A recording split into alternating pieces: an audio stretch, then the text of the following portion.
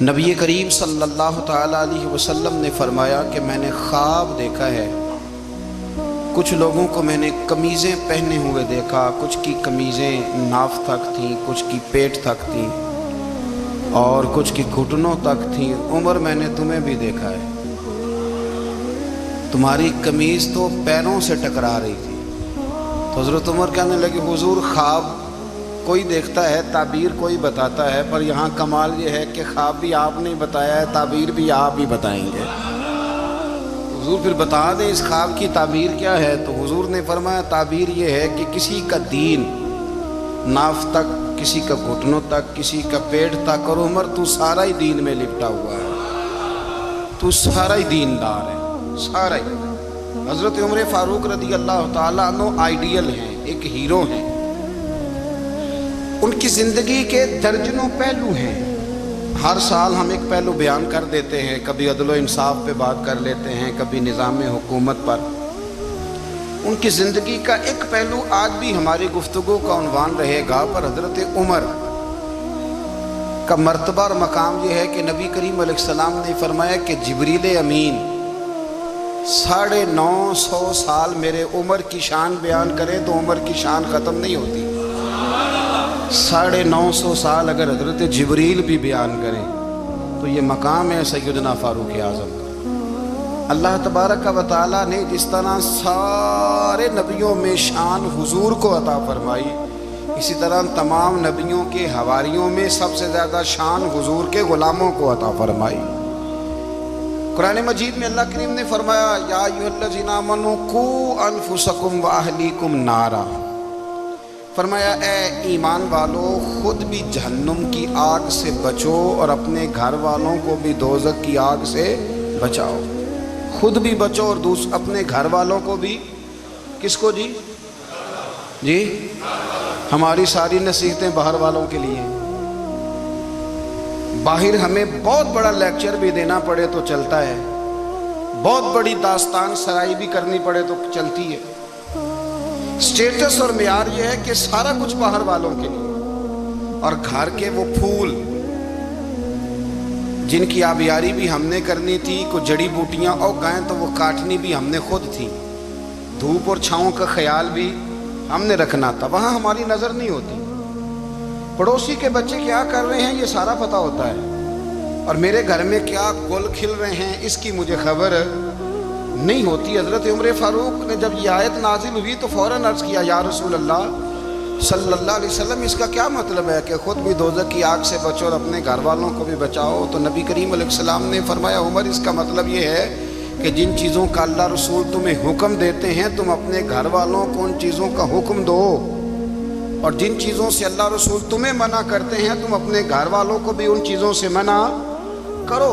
حضرت عمر فاروق کی زندگی میں جو چیز آپ کو بہت زیادہ ملے گی نا وہ یہ ہے کہ آپ نے جتنا کڑا احتساب محاسبہ باہر والوں کا کیا ہے نا، اس سے زیادہ بڑھ کے اپنا اور اپنے گھر والوں کا کیا ہے۔ یہ بڑا عجیب معاملہ ہے کہ ہم جتنے لوگ ہیں ہمارا معیار یہ ہے کہ سامنے والا غلط ہے اور میں ٹھیک، یعنی دوسرے کا بچہ گلی میں نظر آ جائے تو اس کی غلطیاں نکلنی شروع ہو جائیں گی، اور میرا بچہ سارا شہر گھوم آئے ایک ٹائر پہ موٹر سائیکل پہ، تو ہم کہتے ہیں کہ ابھی بچہ ہے، انشاءاللہ سیانا ہو جائے گا۔ اگر ابا جی آج تک سیانے نہیں ہوئے کہ اس کو سمجھا لیں تو پھر بیٹے کا سیانا ہونا تو ہو سکتا ہے کہ وہ 60-70 سال لگ ہی جائیں۔ گھر کے اندر جب تک توجہ نہیں ہوتی، اور سب سے پہلے جب تک اپنی ذات پر توجہ نہیں ہوتی، تو والد کا جب تک کردار بچے نہیں دیکھتے جب تک اتنی دیر تک ان کا تبدیل ہونا ممکن نہیں ہوتا۔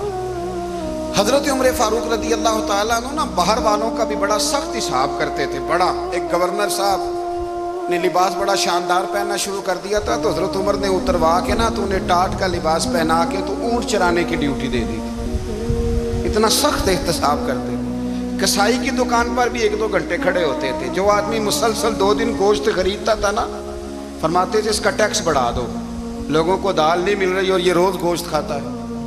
حضرت فاروق اعظم اس کو جزیہ کہا جاتا تھا، یا کچھ اور معاملات ہوتے تو بڑھا دیتے تھے۔ مسلسل جو 2 دن آدمی گوشت کھاتا تھا، فرماتے تھے مدینے میں غربت ہے، اگر یہ والا نظام تم کرو گے تو غریب لوگ کس کی طرف دیکھیں گے۔ لیکن اس سے زیادہ بڑھ کر جو ان کی زندگی کا معیار اور سٹیٹس تھا وہ یہ تھا کہ اپنے گھر کا خاص خیال رکھتے، خاص توجہ کرتے۔ ملک شام سے اور ایران سے کچھ لوگ آپ کی خدمت میں آئے تو وہاں سے کچھ کنیزیں بھی آئیں، ان کے بادشاہ پیغام لے کے۔ شاہ ایران کی کنیز کو ملکہ نے کہا کہ نا حضرت عمر کی زوجہ کو دیکھ کے آنا ذرا کس طرح کی ہے۔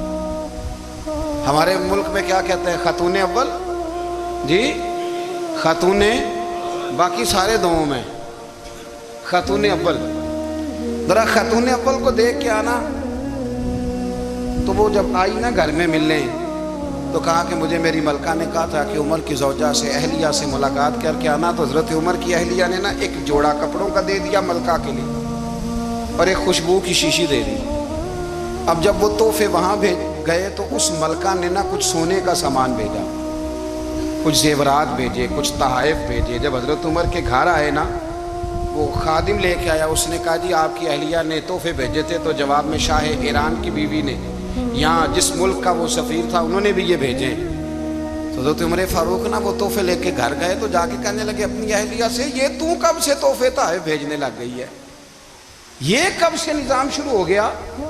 تو کہ حضور تحفہ دینا لینا تو ٹھیک ہے، سنت ہے، محبت بڑھتی ہے، تو یہ کوئی قباحت نہیں، اور میں نے اپنی ذاتی استعمال کے لیے جو چیزیں رکھی تھی وہ میں نے دی ہیں۔ تو حضرت عمر فاروق رضی اللہ تعالیٰ عنہ فرمانے لگے ہم نے کسی ملک کے ساتھ اور اس کے بادشاہ کے ساتھ ذاتی تعلق نہیں بنانا، تعلق جو بھی بنے گا رسول اللہ کے دین کی برکت سے بنے گا، ذاتی رشتے نہیں ہم نے قائم کرنے۔ ذاتی آپ کے ملک کی جو ایئر لائن جس کا ہر سال خسارے کا ڈنڈورا پیٹا جاتا ہے نا، وہ ہمارے بادشاہ صاحب اور صدر صاحب اگر غیر ملکیوں کو گھوڑا کبھی بھیجنا ہو نا، گھوڑا، تو پورا ایک جہاز گھوڑا لے کے تحفے میں جاتا ہے، پورا جہاز غریب قوم کا یہ سرمایہ، اور قوم بڑی بادشاہ ہے، لائنوں میں لگ کے ووٹ دیتی ہے۔ 2 کام ہمیشہ لائن میں لگ کے کرنے ہیں، ایک بل لائن میں لگ کے جمع کرانا ہے اور ایک ووٹ لائن میں لگ کے، تاکہ پھر پورے 5 سال لائن میں ہی لگے رہیں۔ مرضی سے آپ ووٹ دینا، پر جو بات درست ہے اس کو سنو۔ حضرت عمر فاروق رضی اللہ تعالیٰ عنہ نے اپنی اہلیہ سے پوچھا کتنے کا تھا وہ تیرا جوڑا اور خوشبو کی شیشی؟ انہوں نے کہا 3 دینار کی۔ فرمایا یہ 3 دینار تیرے اور باقی جو تحفے آئے ہیں وہ تو خود کہہ، چونکہ اس نے تیرے نام بھیجے ہیں، تو کہہ کہ میں مال غنیمت میں دیتی ہوں، تو کہہ میں مسلمانوں کو کہہ۔ تو زوجہ ہنس پڑی، کہنے لگی میں نہ بھی کہوں تو مجھے کہنا تو پڑے گا ہی، کہنا تو میں نے ہے ہی، جو کہ سامنے عمر فاروق ہیں، لہذا فرمایا کہہ دیتی ہوں میں نے دیا خزانے کو۔ حضرت عمر نے جمع کرا لیا۔ میں یہ کیا بات ہے، میرے گھر والے جو مرضی کریں، ان کا معیار زندگی جس طرح کا مرضی ہو۔ اور حضرت عمر ایک جملہ کہا کرتے تھے، اللہ کرے کہ یہ باتیں اس دور حاضر میں ہماری سمجھ میں آئیں۔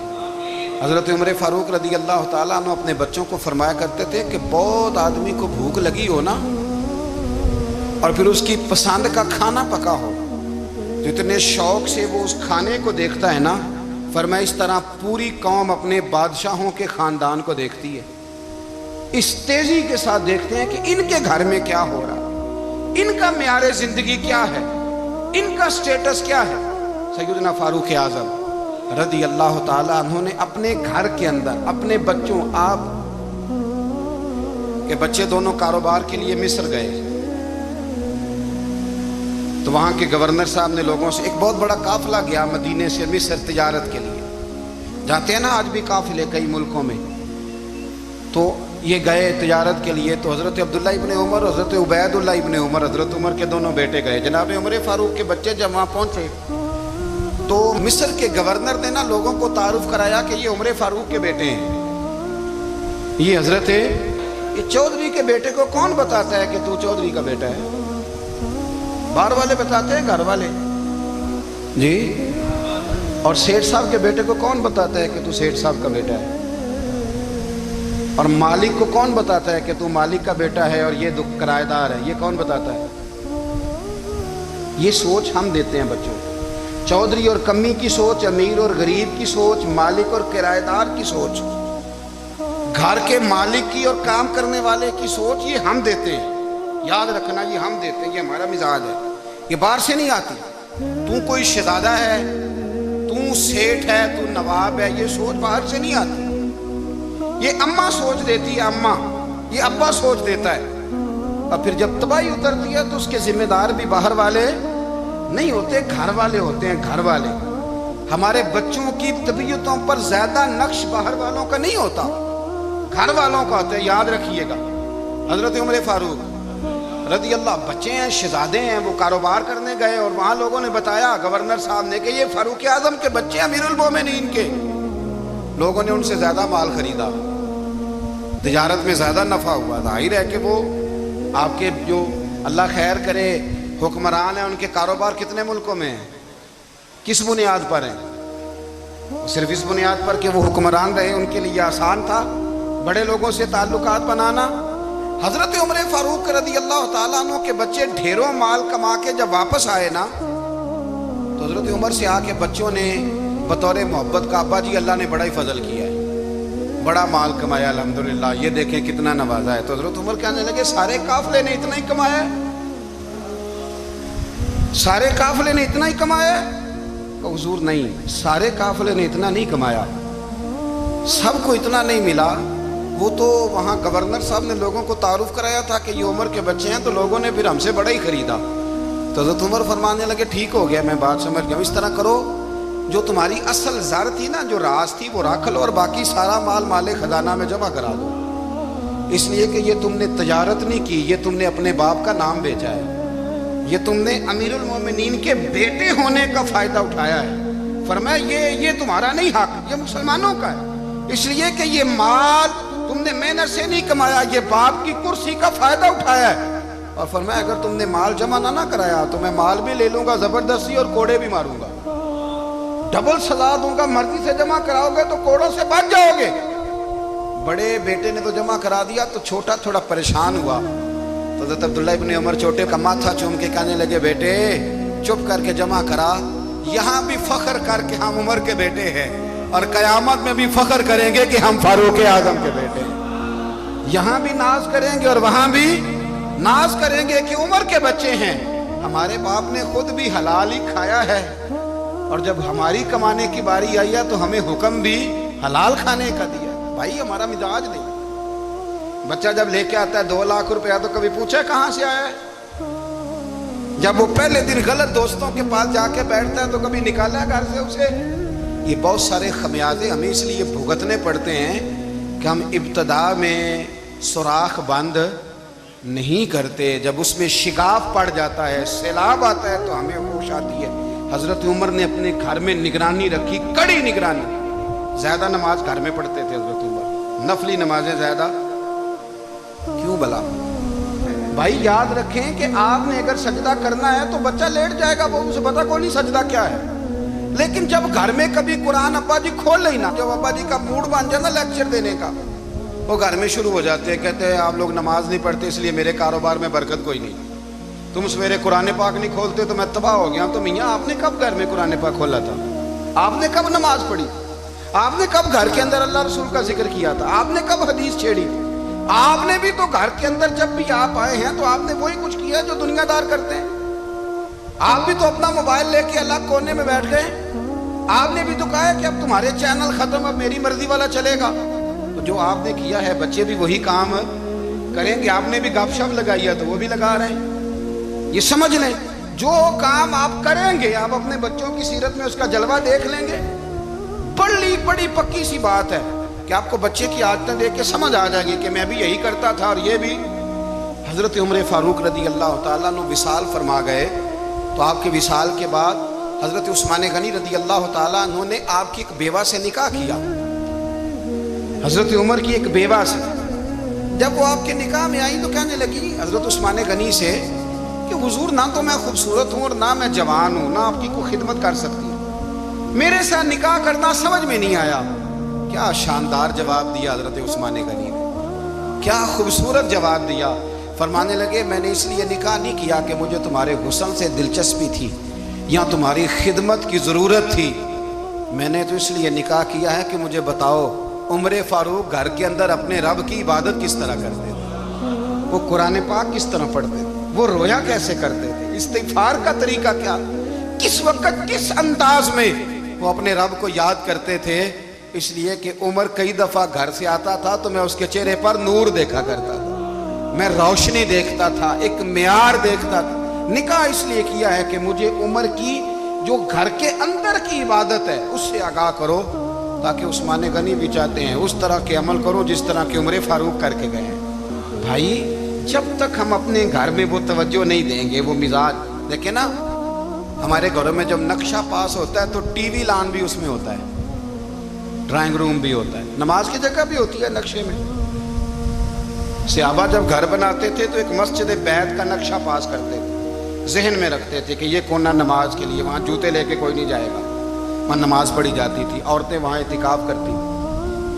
ٹی وی لان تو آ گیا ہے، اور گھر کے اندر ٹی وی رکھنے کے لیے تو ایک کمرہ الگ سے بنا دیا گیا ہے. اور اب جو نئے نقشے پاس ہو رہے ہیں اس کے اندر گھروں کے اندر جگہ بنائی گئی ہے جہاں کمپیوٹر رکھے جائیں، اور بچوں کے لیے وائرنگ ہوگی نیچے تاکہ انہیں کوئی مشکل درپیش نہ ہو. یہ ساری چیزیں ہم نے نہانے کے لیے گھروں کے اندر اتنے اتنے بڑے واش روم بنائے ہیں کہ لگتا یہ ہے کہ سوائے نہانے کے اور کام ہی نہیں کوئی گھر میں ہوگا. ہر چیز آ گئی، پر اللہ کرے کوئی تفسیر بھی ٹیبل پہ پڑی نظر آئے، کوئی حدیث کی کتاب بھی ٹیبل پہ پڑی نظر آئے. اللہ کرے کہ جس طرح ابا لطیفہ سن کے آتا ہے تو وہ جب تک سنا نہ لے اسے ہضم نہیں ہوتا. اللہ کرے کہ وہ جمعے میں بیان سن کے جائے تو اس کا بھی دل کرے میں اپنے بچوں کو سناؤں. وہ نبی پاک کی کوئی حدیث کہیں سے سنے تو گھر جا کے سنائے. جب تک یہ معیار نہیں بنتا آپ کیسے توقع کرتے ہیں کہ گھر کے اندر اللہ کی رحمتیں نازل ہوں گی؟ آپ یہ کیسے توقع کرتے ہیں کہ گھر کے اندر وہ معیار اور وہ مزاج بنے گا؟ حضرت عمر فاروق نے ذاتی زندگی پر جو توجہ دی، گھر والوں کے معیار پر جو توجہ دی حضرت عمر فاروق رضی اللہ تعالیٰ عنہ نے، وہ بھی بڑی دیدنی ہے. حضرت ابو موسیٰ اشعری کو نا آپ نے وزیر خزانہ بنایا، وزیر خزانہ. تو حضرت ابو موسیٰ اشعری کہتے ہیں کہ حضرت عمر کو شیخ خزانے میں رہنے تو دیتے نہیں تھے. ایک دن نا میں صفائی کر رہا تھا اس کمرے کی جس میں خزانہ رہتا تھا. ہمارے تو ملک میں جو جاتا ہے وہ صفائی کر کے ہی جاتا ہے، اللہ خیر کرے. اور خیر معیار بدلتا ہے. جو پچھلی حکومت ہوتی ہے وہ قرضہ اٹھاتی ہے، وہ باہر سے جاتی ہے تو قرضہ لے کے آتی ہے، اور جو نہیں آتی ہے وہ کہتی ہے ہمیں پیکج مل گیا ہے. وہ قرضہ نہیں اٹھاتے. ان کو کیا ملتا ہے؟ یعنی پچھلی نے قرضہ لیا تھا اور ہم نے، واہ جی واہ کیا خوبصورت انداز ہے. اس کا نام بدل کے نا، انہوں نے قرضہ لیا تھا اور ہم نے، میں کہا بڑے شاندار سیانے بندے ہو گئے. اور اللہ تعالیٰ خیر فرمائے، ہمارے جو بڑے شاندار قسم کے دوست ہیں نا، شاندار، جن کا ادب سے نام لیتے ہیں، وہ عرب کے بادشاہ ہیں. ہم تو عرب خالی کہتے بھی نہیں، عرب شریف کہتے ہیں، عرب شریف. انہوں نے پتہ کیا کیا ہے؟ انہوں نے اس طرح کیا ہے کہ جو کشمیریوں کا قاتل تھا نا اس کے گلے میں میڈل ڈال دیا. یہی کام وہ کرتے رہتے. انہوں نے پہلے انہیں بلا کے مندر بھی بنوائے تھے، ہمیں کوئی شکوہ نہیں، ان کی زمین ہے، اللہ تعالیٰ توفیق عطا کرنے والا ہے. پر خیال یہ تھا کہ چلو کشمیریوں کے زخم پر نمک نہ چھڑکتے، 2 مہینے انتظار کر لیتے، کچھ حالات سنور جاتے، کچھ تھوڑا انتظار. ہیں ہمارے دوست، ہمارے وزیر اعظم صاحب جب جاتے ہیں تو وہ پھولوں کا ہار ڈالتے ہیں ہمارے دوست. لیکن انہیں وہ حدیث یاد نہیں کہ نبی پاک علیہ السلام نے فرمایا جب میرے مومن کو تکلیف ہوتی ہے تو مجھے بھی گنبد خضرا میں تکلیف ہوتی ہے. انہیں نہ کشمیریوں کا خون یاد نہیں آیا، انہیں برہان وانی کی کٹی ہوئی لاش یاد نہیں آئی، انہیں 30,000 بیوہ عورتیں 30,000 بیوہ عورتیں یاد نہیں آئی، 30,000 بیوہ عورتیں جن کے سہاگ اجڑ گئے. اور انہیں 1.25 لاکھ یتیم بچہ یاد نہیں آیا جو یتیمی کی زندگی گزار رہا ہے. اور اس کے باوجود بہت بڑے ذمہ دار ہے وہ. مجھے پڑھ لینے دو آج احمد فراز کا شعر. وہ ہمارے مکتب کوئی ایسا نہیں کہ وہ مولوی تھا، وہ غیر جانبدار تھا، پر مجھے آج پڑھ لینے دو اس کا شعر. ایک کلیجے کا درد ہے، پڑھ لینے دو. اس نے کہا تھا کہ پڑھتا ہوں تو کہتی ہے یہ خالق کی کتاب ہے، مثل یہودی یہ سعودی بھی عذاب. اس قوم کے بارے میں کیا لکھوں فراز، کعبے کی کمائی سے جو پیتے ہیں شراب، کعبے کی کمائی سے جو پیتے ہیں شراب. اس قوم کے بارے میں کیا لکھوں فراز، کہ کعبے کی کمائی سے جو پیتے ہیں شراب. میں خیال نہیں آیا تمہارا صرف دین یہ ہے کہ قبریں گرا دو، مزارات گرا دو فقط یہ دین ہے؟ کوئی نبی پاک کے روزے کی طرف منہ کرے تو اسے مشرک کہو، یہ دین ہے؟ اس کا نام مذہب رکھا ہے تم نے؟ مذہب تو اس کا نام ہے کہ جو رسول اللہ کا نام لینے والا ہے وہ ہمارا یار ہے، اور جو نبی پاک کا نام لینے والا نہیں، ہمارا اس سے کوئی تعلق، یہ دین ہے۔ حضرت عمر فاروق کی سیرت سنا رہا ہوں، حضرت عمر کی